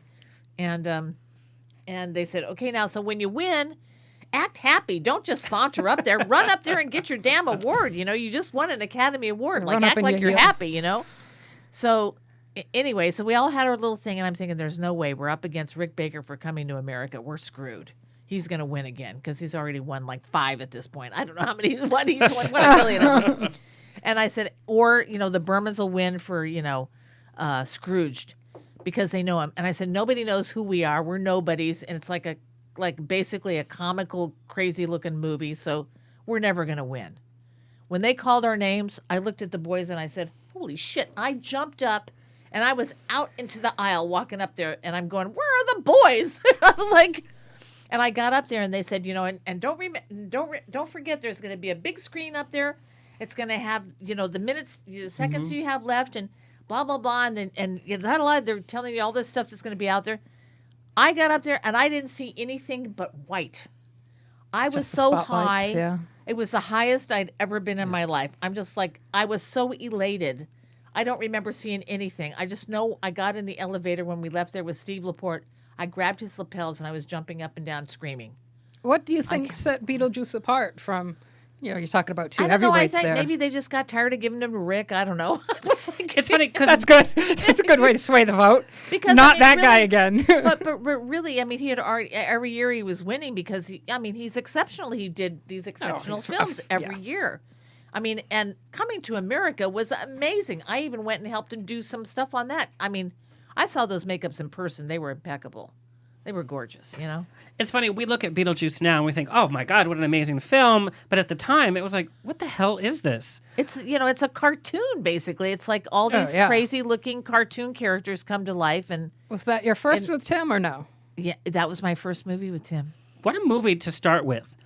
I would have done Big Adventure with him, but they told him I was busy, so... Now, you talk about wacky. What about Pee Wee Herman's Playhouse? Yeah, well, I did Pee Your time, you won an Emmy for I did, Pee-wee's Playhouse, yes. yeah. But I I was love friends with Paul Pee-wee's. Rubens when they were doing Big Adventure, and Paul asked for me to go do that movie. Oh. And they said, oh, well, she's busy. Well, I was working on the A-Team.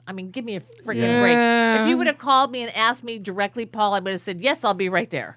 Once upon a time, 2004, I went to V's house for Christmas party. What? Who was- V, if I'm not on the list this next year, you are big trouble, girl.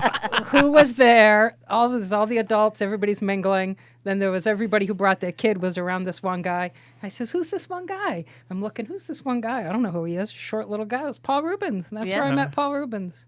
Yeah. Who's now he's got back on the road. He's doing a whole one-man thing with he's taking Pee-wee's Big Adventure on the road and doing it in theaters. They're showing it in theaters. It's going to be at the Wiltern on the 27th and the 1st or the 5th. I can't remember.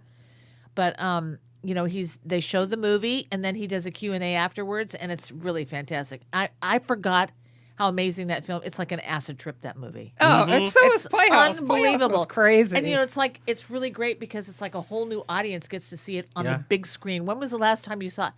I went up, they did a showing of it in Ventura a few weeks ago. And I went up, I saw it on the big screen. I was like mesmerized. I'm like this. The whole time it was like, oh my God, it's like being on acid. Yeah. It's absolutely amazing. So crazy. Anytime I go to Palm Springs, I'm always like, can we stop at the dinosaurs? Yes. And all my friends are like, no. Come on. We had the actress on it who played the French. I forget what her name is, but she did like Salem and after that, and she just talked about this friendship with Paul. Like once you do a project, you're in the family. And you'll support whatever he does. Is it the redheaded lady? She played. She was red-haired in the film. She was French, and I think he met her. Was she in Big Adventure? Was she in? She was also in the. And she came back and did his Netflix thing. Anyway, the one. Yes, Yeah, the yeah, yeah. redheaded chick. Yeah, Yeah, yeah, the yeah, yeah. And I can't remember her name. Oh my gosh, I'm so embarrassed. Tall, thin, just Yes. yes, the same one. I know who it is. What would surprise mainstream audiences to learn about the celebrities that you get to learn, in terms of like strip away all of the Hollywood magic, strip away everything that. What would we most be surprised with by celebrity actions or habits? They like to eat hamburgers just like everybody else. I don't know. I mean, Yeah, well, yeah, they're like normal people. I mean, take it. Let's. Okay, so. Yeah, they're just normal people. They like to go out. They like to have a glass of wine. They like to sit around and have fun. They'll have a beer and a hamburger. You know, they want to eat French fries. They want to eat bad food. On the Hunger Games, the kids ate so much candy, it was like not to be believed. Jennifer like lived on candy and Skittles, and it's like, oh my Lord, you know. But I mean, Here's one for I you. don't know. What do you call her on set, Stephanie or Lady? I either call her Steph or Gaga. I mean, it depends on who's around. Oh. I mean, Gaga, I guess, but Steph. It depends. If we're by ourselves, I might call her Steph. That was on A Star Is Born. What Yeah. did you do? A little prosthetic. I did not do anything on Star Is Born on her. Her makeup, she her makeup was artist separate. Sarah Tano does all of Lady Gaga's makeup. She does everything. She does her videos, her TV, her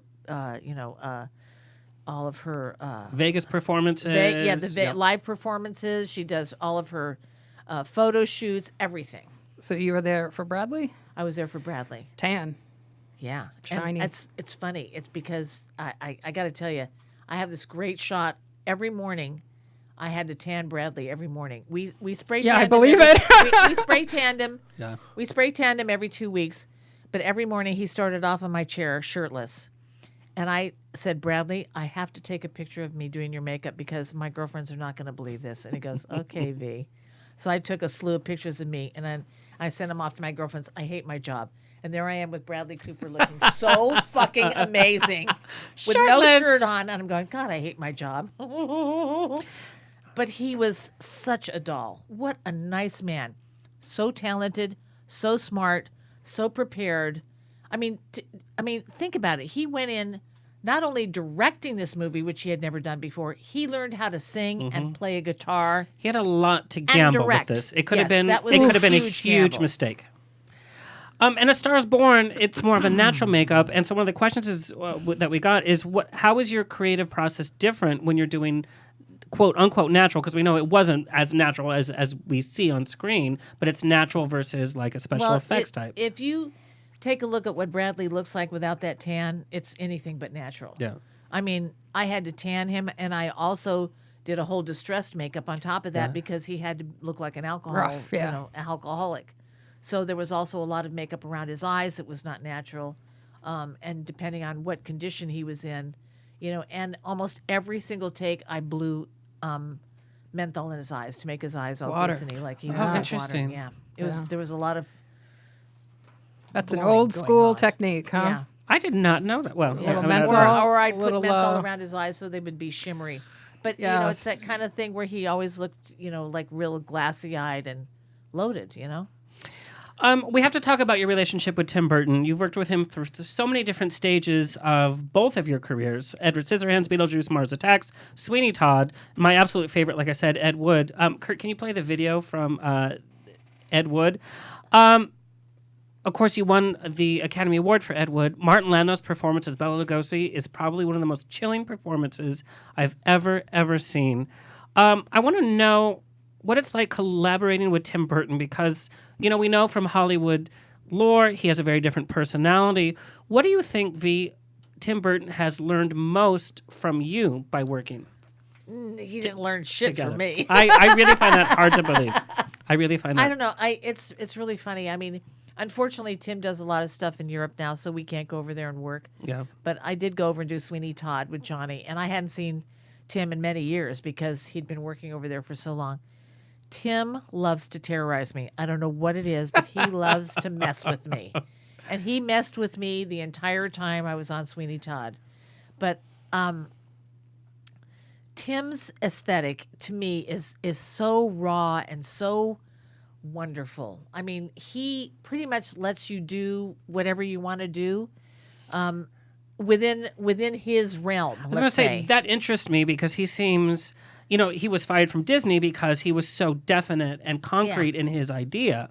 And we know the Tim Burton aesthetic, so that surprises me. Well, like I said, within his realm. Yeah. It's like when I went to go, it's funny, I had been doing Lost Boys, and our production designer, I see his face, and he's with, oh my God, Catherine now, Bo Welch. Bo came to me and said, V, he said, I just got this script for this movie. You have to come do this movie. You're not going to believe it. You're so perfect for this movie. He kept going on and on. I go, well, we'll find out who's on the movie so that I can. He said, well, it's this crazy director guy named Tim Burton. It's like his first big movie. And I went, well, that should be easy enough to get on, right? A first timer. Nobody knows who he is. I said, find out who else is in production. Maybe I have an in. So it turns out, cut to, he calls me a couple of weeks later. He said, okay, Richard Hashimoto is the production manager. Well, Richard Hashimoto was the first AD when I did the movie 9 to 5 with Lily Tomlin. Yes. So I called up Richard and I said, Richard, I want to get an interview with this guy, Tim Burton. I want to come do this movie. Listen to you. Yeah. And he said, I just said, fuck it, I want to get it. And he goes, But I tell you, the he said, best "It's too opportunities early." are the ones you make. And Some he's- people will sit around and wait for. Oh no! You got to be hustled. good. And he said it's too early, V. And I said it's never too early. And he said, just give me a couple of weeks. Just call me back. I called this fucker every week. Every week I was calling him. Okay, V, I'll get you in to see him. So, cut to, I'm over on the lot at Culver City Studios. And I go into this little shitty I'm talking shitty, old, like, construction trailer that's a little one. It's like wood paneling inside, just crappy little thing. There's this, like, cork board thing on the wall on the outside of on one of the hallways. And there's these pictures of this guy that looks like some sort of derelict or something. And I'm going, okay. And he says, okay, well, so come on in. I'm going to introduce you to Tim. And I walk in and I look at him, and here's this guy with his hair all whacked out. He's like 20 years old. Shitty, wrinkled up shirt, and this whacked out hair. And I'm going, this is the fucking director? Okay. And I sit down, I start talking to him, and we kind of hit it off, and I thought, all right, well, that was a good meeting. And I thought, I'll go back and do another one. So my second meeting, we started talking about things. And he says, okay, now I want these people in the afterlife to be kind of pastel colored. And I said, you mean like Necco wafers? He goes, exactly like Necco wafers. And I said, well, Necco wafers are really pastel. Should I punch up the color a little bit? He goes, yeah, like punched up Necco wafers, basically. And I said, okay. And I'm thinking, what am I doing? And I'm thinking, we're going to have to airbrush these people. Well, nobody had ever done a movie with airbrush makeups before because there was no airbrush makeup yet. Yeah. So there was like one company that had airbrush makeup. So I went and sought them out, and I had them. Continue the story. You guys, I have to pee so bad. Oh! I'm on this Go ahead. diet. No, continue. I'm so sorry. I have to go Yeah. to the bathroom. Do you want me to keep talking? Yeah. Oh. So anyway, Necco wafers were my favorite as a kid. My mom would give them to us to shut us they up. they were nasty. They lasted forever. But it's like Just pressed powder, sugar. Yeah, gross. they were terrible. So you had to make your own airbrush makeup. So we didn't make it. It was like aircraft or something like that called. I can't remember what it was. I actually found the brochure for them when I was going through my pictures because I had all these old things I kept. So, excuse me. So anyway, so we had to make all these colors for us to do all these makeups. And I said, it's going to have to be a little bit more vibrant than pastel colors because they're not going to show read, up. yeah. It's too dark and it's not going to read all that well. And so that I figured out. We did all the test makeups for the background people. And then Michael Keaton comes in. Well, think about it. Michael Keaton was only in scenes where he was in another world, except for a couple of scenes where he's with the live people. All of Michael Keaton's scenes were shot in 2.5 weeks.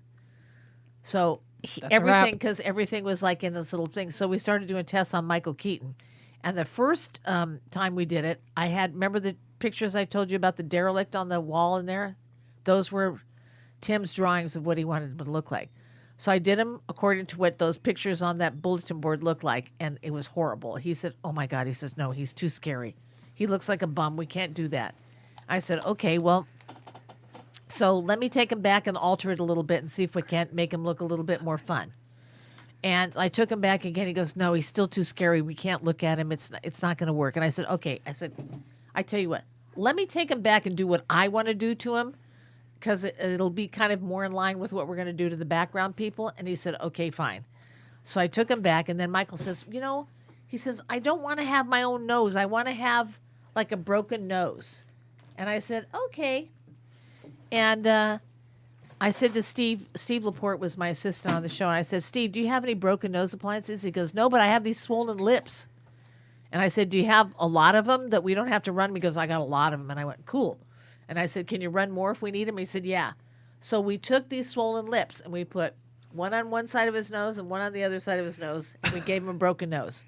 So And you then really have to think out of the box, and because we had no money. I think sometimes kids come out of school and they go, "Well, if I didn't make it, I can't use it." But that out of the kit ingenuity, Yeah, and you is know so what? important. We had no money. It was really a low budget. We were like the redheaded stepchildren.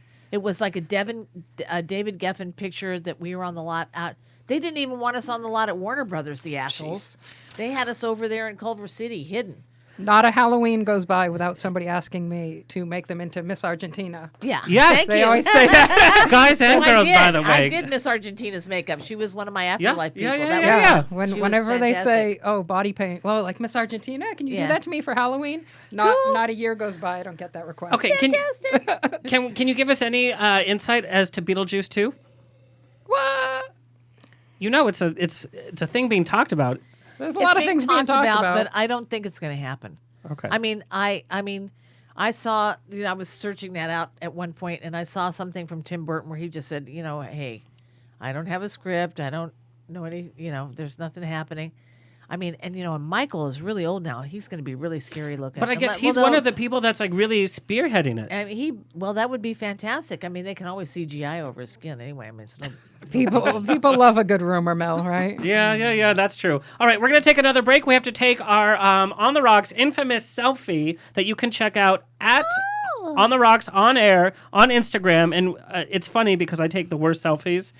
You guys will look fabulous. I will look ridiculous. All right, you guys crowd in, and we're going to take Where a are we break. crowding? Here, I'm going to take a selfie. Oh, like this? Right here.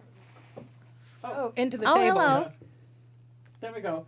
Crouch in, Marky. Oh, where's Marky? There you go. There we go. All right. Yes, you can look at that masterpiece online. You have been on record, and I have your quote here. Oh, here comes the quote. Yeah, here Serious here comes the quote. Advice to those starting out: never turn down a job. If they offer you a job, take the job. You have established yourself, obviously, in your career. Have you worked on a project, and you don't have to name the name, that made sense on paper? It was a great opportunity, great cast, great story, etc., that you just didn't gel with and that you had to walk away? And what was that tipping point, and how do you know when it's time to walk away? I don't think I've ever walked away from a job. Really? Oh, wait, I lied. But it was for medical reasons. But, I think you just tough it out. I mean, unless they are being so horrible to you and they're not taking care of you and they're not paying you and they're mistreating you, walk away. Just say, There's a I'm time sorry. to fire the client. Yeah. What if you're working on a film that you're like, this is going to be a crappy film? Take the paycheck. Really? Yeah, that's right. But your name was on it, especially now. It like, doesn't matter. Academy It Award. doesn't matter. Really? I did Welcome to Marwin with Robert Zemeckis, and nobody saw that movie. But that was supposed to be this huge Academy Award-winning film. We were all told by the media, by everything, and then it came out, and everybody was like, It was so bizarre. It's like, was a who's bizarre going to film. see this movie? It's like a weird movie. yeah. And It was really cool doing it, though. I mean, the makeups were cool. The girls were great. Robert Zemeckis was a dream to work with. I did the movie because I wanted to work with Robert Zemeckis. And, Steve Carell he's amazing. What a nice man. But, I thought, this is the weirdest fucking movie. I mean, as makeup artists, we don't write them. We're not in the editing Yeah. room. But your As name long is as still it doesn't matter. attached, though. It doesn't matter. Our stuff's good. It doesn't matter. Our job was good. Just because the movie sucked doesn't mean, Yeah. Well, and Marwin looked amazing. No, it wasn't that it was a bad movie or anything. It just was, it was an odd film. It was hard to market, number one. yeah, and I think who that are you going to market that movie to? It was supposed to be like, I think, this like feel good, emotional film, but I think it ended up not pleasing any audience because it wasn't. It was just bizarre. Face Off. Got so many comments about Face Off, the reality show you did on Sci-Fi. What did you learn most from doing that show? And do you think reality TV has helped or hindered careers in entertainment? From singing, from... I think it's helped a lot of people. Yeah. I mean, it helped a lot of the artists that went on the show. And it's inspired, I know from our emails, it's inspired youth from all over the nation that could be in a small city that don't have 100%. makeup. I've had people walk up to me in malls. I've had fathers walk up to me in malls. Like, aren't you that lady on Face Off? And I said, yes, Families I am. watch the show together. That's the thing. That was one of those shows that everybody could watch. Families watched it. It was a family show. Everybody could watch it. And the fact that they took it off the air was one of the few shows that families could watch, could get inspired from, could be artistic from. It was. It When was I was art shooting, for art's sake, yeah. when I was shooting Amazing Spider-Man in New York, one of our extras walked up to me and he said, Miss Neill, may I speak to you? I said, certainly. And he said, I just want to let you know, your show virtually saved my entire family. And I went, what do you mean? He said, I was retired, my wife was retired, we were sitting around, we were horrible, we were bickering all the time. He said, because of that show, it inspired us all to get out and do stuff. He said, it inspired me to come out and start working as an extra. And he says, I'm having so much fun. My wife has gone to art classes. My son is doing yada, yada. My son is fantastic, wants to be, he's doing this, that, and the other. And his daughter, his whole family went out and started doing something artistic after that show, just because it inspired the whole family. And I thought, wow, that's amazing. Once upon a time, I auditioned for Face Off. I know you did because it was. I saw it on Facebook. I'm like, you're perfect for that. I auditioned for the first season because I was like, this. Who knows what this is, Yeah, right? exactly. So I tried. You know who I auditioned right next to was Tate, who I went to school with, and Tate was right there, and I was like, oh my God, Tate. That was season 1. Season 2, I auditioned at the Burbank Marriott. Right? They had a big thing, Monsterpalooza weekend, Burbank Marriott. It was like 6 of us.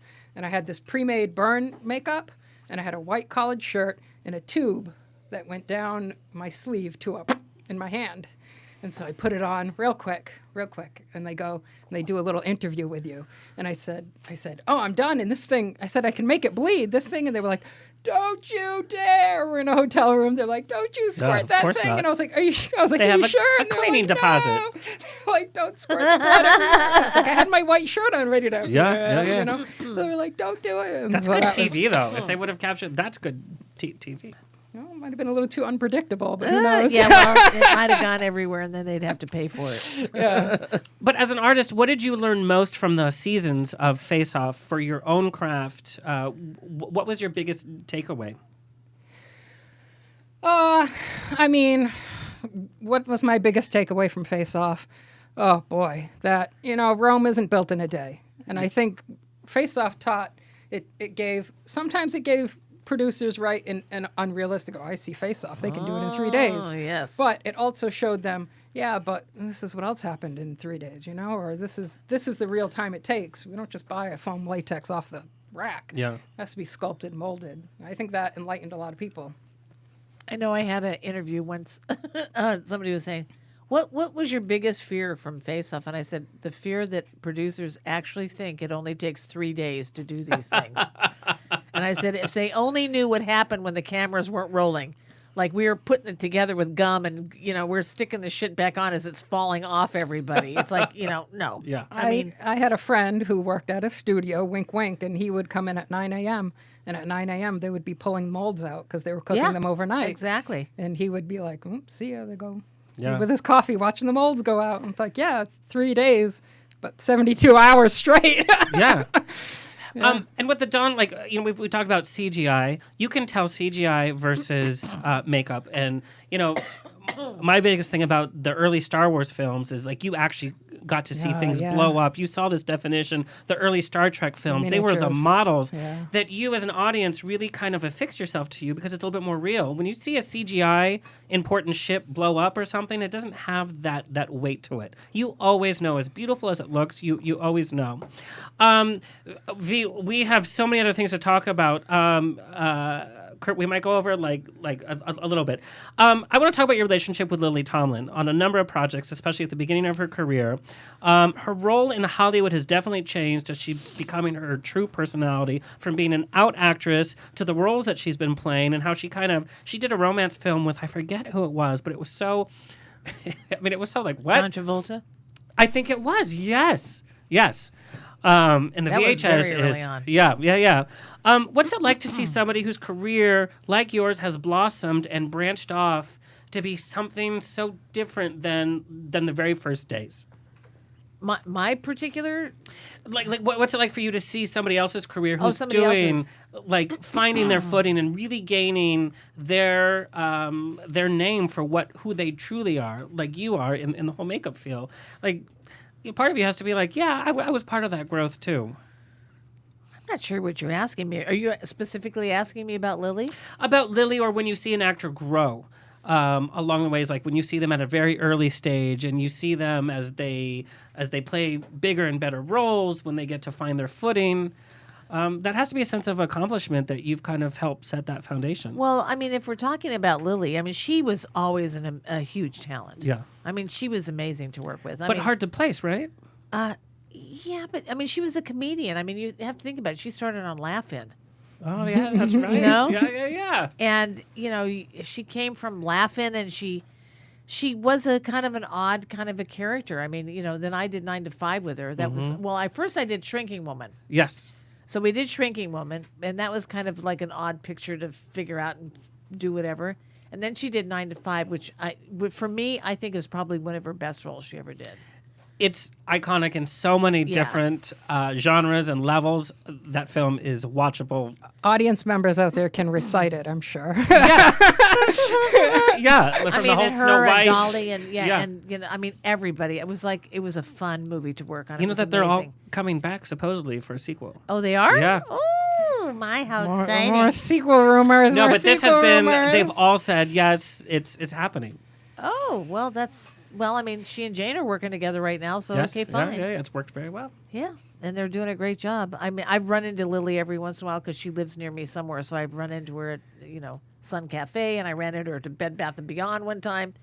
But, yeah, I mean, it's just, it's fun to see how people's careers just develop and they just grow and they morph into something else. I mean, and Lily disappeared for a long time. So, I mean, I think it's really cool that she and Jane have this show together, and it's doing so well, and they keep getting renewed. That's awesome. I think it's really cool. But she's a huge talent. I mean, there's no doubt about it. But I mean, working with her was amazing because after I did that, I went and did all of her specials with her, where I TV did all specials? those characters with her, Yeah. which were amazing. I mean, So And if you funny. can find footage of those specials, you just Those have to. early stand-ups, yeah. Really. I mean, Mandatory viewing. her Vegas special was my favorite that we did. I mean, she did like maybe seven, I don't know. We did like the Smokey Robinson character. We did the punk girl. We did her as like a show girl. I mean, everybody was in those Vegas specials. And in one of her specials, the little tip, I think Lily for President, I played the bag lady because her photo double couldn't do the bag lady, but I did a really good impression of Lily as the bag lady. So we always had her photo double in shots with her when she was her normal character, and we would have the photo double be the other characters. But her photo double couldn't do the bag lady, but I could. So in the scenes where Lily is with the bag lady, it's me. Oh, but So many sneaky V Easter eggs out there. Sneaky V. And you guys have to watch Star Trek: The Motion Picture. I Yeah, pulled the wrong look for it, picture. yeah. I thought that was you. So we have to look for somebody in a bun. No, because you're in the big rec and room. you know where I am? I'm right over Bill's shoulder when they show Okay. over the shoulder. Well, that's when an Easter when egg. they have the scene of when they're shooting over his shoulder. You look over his shoulder. I'm right there. They Oh, put it's me the Where's specifically Waldo there. of Star Trek.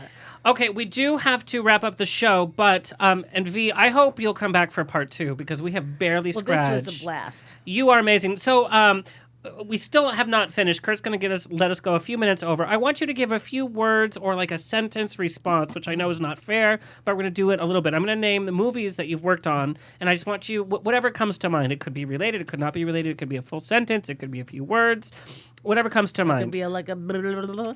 Yeah. Hook. Oh, fun. Julia Roberts times 3. Yeah. I did 3 of her every day. Yeah. Well, and that's when she was going through her horrible divorce, and you had done Flatliners, too. No, she wasn't going through a divorce. She was in the middle of getting married to Kiefer, and that got canceled right in the middle of that whole scenario. And I just found the invitation to their wedding not too long ago in amongst all my stuff. She gave an interview in People magazine about filming Hook and how she was going through a really interesting emotional time and that she was at a breakdown. You were there. Yep. Okay. Pee-wee's Playhouse. Oh, Even though we had talked... Such a blast. I didn't want to do it, and I was so happy I did. Why didn't you want to do it? Well, funny enough, I really adored Paul, but when I didn't like Pee-wee... Pee-wee character drove me insane. Because he had a high voice? What do you say? He annoyed me. It annoyed me, and I couldn't deal with it. And once I started working on the show, I fell in love with him. But it was like, at first it's like, Paul said, he came to me when we were doing Beetlejuice. Paul came to the set to visit Tim, and he said, he said, I want you to do my next movie. And I said, yeah, cool. He said, what is it? I said, what is it? It's going to be a circus movie. And I said, oh my God, that's so fabulous. He said, but you have to do the Playhouse first. I said, oh, I don't want to do TV. I don't want to do that. No. And I did it. And It's such an iconic, though. Emmy Award. A queer iconic thing. It There was was a so much shirtless fun. guy and a drag queen cow. There was all Yeah. kinds of Thank you.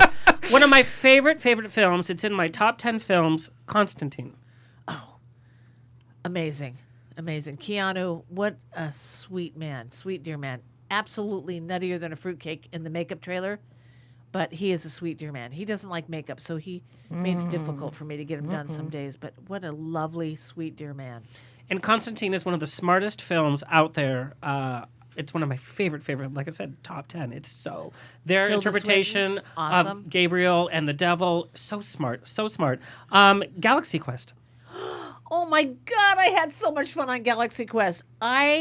When I read that script, I was laughing, I almost peed my pants. Yeah. Because So it was wacky. it was like so much like Star Trek, like the Star Trek. It followed, it was the same kind of genre thing. It followed their whole thing, and it was amazing. Just amazing. And working with Alan Rickman. Alan Rickman was an absolute dream. What an amazing, sweet, dear man. And then I got to work with him again on Sweeney Todd. Yes, So that was his cool. performance in Sweeney Todd was Okay, spot I have a really. on. Can I Yes, just tell you please. a quick story? We have got so many questions about Sweeney Todd because we have a lot of musical theater fans, and it was Sondheim. So yes, we would love to hear this. Okay, a little quick story about Sweeney Todd. I had my birthday on Sweeney Todd, and it just so happens that Alan invited me over for dinner one evening, and to his house, because we were friends, and so he invited me over, and he and his wife were cooking, and he wanted me to meet this makeup artist friend of his, so he brought her over, and we were all sitting there and everything. We're having this lovely dinner, and then they brought out this cake, and we're having dessert and stuff, and I said, you're not going to believe this, Alan, but I said, you brought out a cake, and guess what? I said, it's my birthday today. Oh. And he said, what? He said, why didn't you tell me? And I said, well, because, I'm not going to tell you it's my birthday. And I said, and besides that, you got a cake. It's perfect. And it was like, he was so cute. He was so excited that it was my birthday and he had a cake. It was like unbelievable. But the man is like, he was a gem. He was like a diamond. The man was unbelievable. And on Galaxy Quest, he was so much fun to be with. Oh, my Lord. And when we did that whole thing with him deconstructed, Yes. like fighting and stuff, and I said, hey, Alan, what if we, tear your headpiece up and have your hair sticking out and do all kinds of crazy shit so, really looks like you're coming apart and stuff? He goes, that's a great idea. Should we tell anybody? I said, no, we'll just do it. And he said, perfect. We Executive just did. decision. It was like, it made sense, because they already of knew course. they weren't real people, so it didn't And matter that's such at a that great point in the film where it's like, okay, this shit's for real now. Yeah. Yeah. And that distinctive voice, and I've never heard one bad thing said about him. Oh. And his performance in Sweeney Todd, it's so easy to play the judge as this big villain, but there was a sweetness and a loneliness about that character. Yeah, he was. I unfortunately didn't get to do anything with him because I was there with Johnny, so Right, I only right. ever did Johnny on that film. But yeah, it was so nice to see him again. It was lovely. Amistad. That was a trip. Amistad, when we were in Rhode Island, I remember being there. We actually flew real African Americans right from Africa to be in that film. Yeah. And they were really concerned. They really wanted to have That must have been a trip. And it was a real trip because when it dropped below 80 degrees, they were freezing. And we're shooting in Rhode Island, and it is fucking freezing already. And they're having them walk these streets with like rags on their feet. These guys would come into the makeup trailer with down jackets on, freezing. And I remember we had this one African American makeup artist with us, and because we had a lot of African Americans on the show, just because we wanted to make sure that we were, covering ourselves, and it seemed right, And she would make them stand outside, and I said, "What are you doing?" I said, "Get those guys in here. It's freezing outside. They're freezing." We had them all lined up, and they had this incredibly potent body odor that it didn't matter if they bathed or whatever. And you could almost not breathe in the trailer, but I just said, I don't care. We have to get them done and get them outside. And I remember sitting on the set crying because I was watching them walk down the street, parade them down the streets and stuff, and I'm going to start crying now. They would parade them down the streets, and they would just be so pitiful, and it was so heartbreaking. I just, I'm going to start crying now, so you have to stop talking about that movie. No, but I think this is important to hear the passion that goes into this filmmaking. Yeah, and you can see it on the screen. Very, it was sad. Debbie Allen was one of our producers, but it was like, it was, there was a lot of emotion in that film, that was like not seen, I don't think. But and it is seen on the screen. Like, you can get that was like chemistry. amazing. What an amazing young man he was. And then I got to work with him again on Constantine, so that was cool. But he was lovely, and and Chewy was on there. Chewy, I call him Chewy, but he's been in like tons of movies since then. But just so many. It was heartbreaking because it was so. When we were shooting, it was very realistic. They were trying to be as realistic as we could be, And I love that what I've found out from you, I have been a fan, nerd, geek, whatever you want to call it, to learn this personality behind the characters that have personality. You are in every one of these characters that we see on screen. Aww. And that is emotional in itself. I can't wait to rewatch again everything. You have to come back because, like I said, we haven't even. I have pages. Look, look at my pages, like literally pages and pages. I thought when you said this is going to be an hour long, I said, "Good luck with that." But these are the stories that are making up every Now film you got that me you all love. plugged up. No, but that's good. So I come from South Orange County, and in Dana Point, they had the Amistad ship that was actually used in the filming. And when it came through the harbor, there was a silence that came through because it meant something. There was some. It was very heartbreaking. There was scenes that we shot when they were in the hull of the ship. I couldn't even go on the set. Yeah, I was so. Overwhelmed. I just said, you know what, you guys gotta. I can't. John Blake and Bill Corso were with me. I said, you guys gotta. I can't go there. I can't watch that. I can't. I just can't do it. We had to end on that shitty note. No. What's wrong so with you? Here's what we do. We end the show. You can tell our listeners where they can find you, but we do it with rapid fire. Even though that was kind of rapid fire. There we go. Our Enterprise rapid fire. Marky, I'm going to have you go first. So go ahead. Yeah. Rapid fire. Hollywood film you would have killed to have done the makeup for. Oh, anything with the Joker in it. Okay. Which Joker? Any one of them. Any opportunity to create that character. Oh, interesting. Okay. Celebrity you would die to do their makeup. Oh, celebrity I would die. Oh my goodness, who's the busiest? That's a good I would die. Celebrity I would die. Somebody who plays wacky characters. Somebody like a Timothy Chalamet or a Tom Holland. Somebody who's out there always working, always doing weird stuff. Okay. Yeah, Timothy Chalamet is doing a lot now. Busy kid. Yeah, busy Something kid. different every time. Yeah. Biggest pet peeve when dealing with actors and or models? Biggest pet peeve is can't stand still. With actors, every so often you get an actor who's got the script in their face and you're working from the side. It happens, but oof. Okay.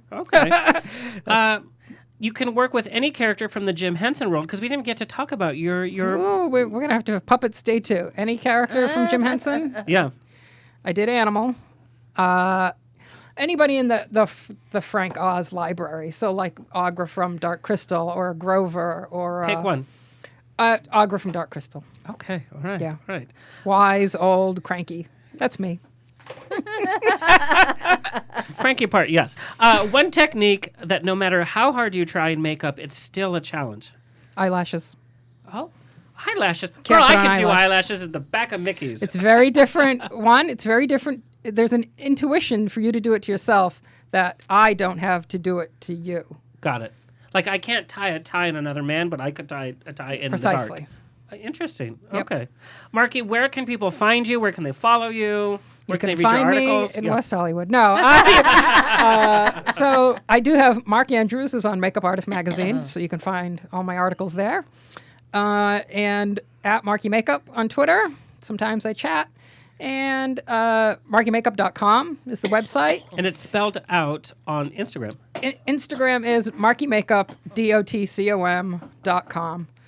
And that's where I am. # Marky Makeup. Pretty easy to find. Yeah. And we run into each other often. Oh, all the time. Yeah. Well, you're everywhere and I'm everywhere too. Yes. We're going to have some lobster. You can find me at Cousin's Maine Lobster. True. Can't wait to have you back. I had such a great time with you. Okay, V, rapid fire. No. boy. Character that you created that you are most like. That I'm most like? Yeah, and it could be the most fantastical character, but the one that... Effie? Really? Are you serious? Maybe. When she got straightened out. Yeah. When she got straightened out, I was like, meh, okay, girl.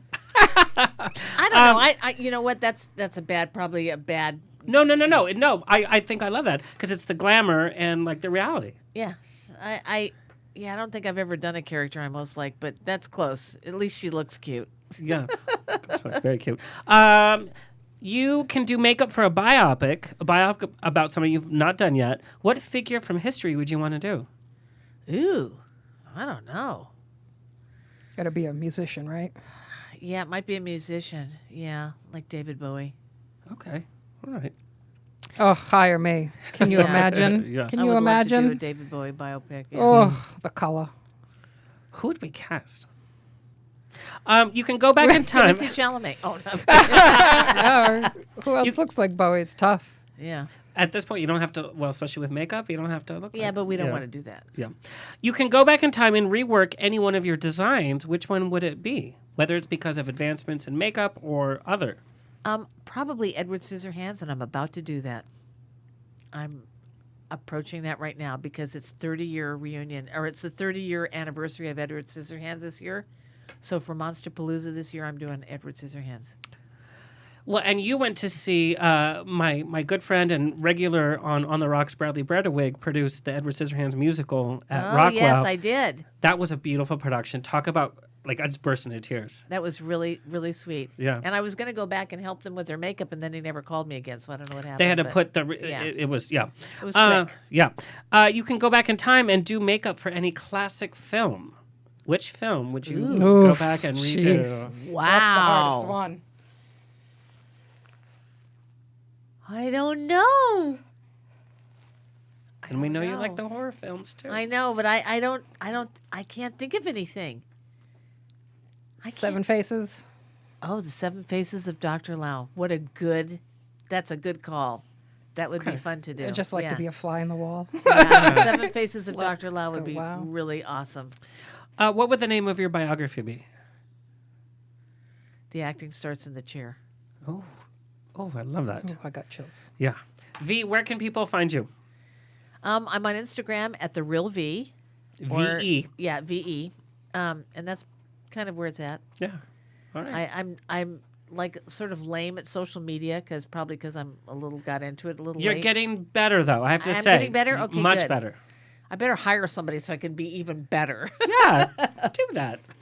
Know anybody? I'm looking, guys. If anybody's into it, I'm looking for a social media guru. Sounds like you got a lot of pictures to distribute too. And I Yeah. do. I have a lot of stuff to distribute. Don't give it away for free, though. That's all I'm Yeah, gonna there might be a say. book in our future. I Yeah. There can't is a wait. book in your future. That's why I'm doing it. You guys, this is why we do On the Rocks. We find out so many great stories from people of entertainment. Next week, we have the first African-American to ever top the Billboard charts for EDM. He's an opera singer. He's actually performing at the Met as we speak, and he's visiting L.A. This next week, and he's going to talk about his growing up. He grew up in one of the poorest neighborhoods in the nation, and look what he's become. So you never know who's going to show up every Absolutely. week. Kurt, thank you so much. We're going to let you go it's home Kurt. so you can role play with your wife. Cheers to that. All right, On the Rocks is the place to be. New episodes every Thursday. Thank you so much. Yay. This has been another episode of On the Rocks. Tweet me and slide into my DMs on Twitter and Instagram at On the Rocks On Air. Find everything On the Rocks for free at ontherocksradioshow.com. Subscribe, like, review, and share. Until next week, stay fabulous.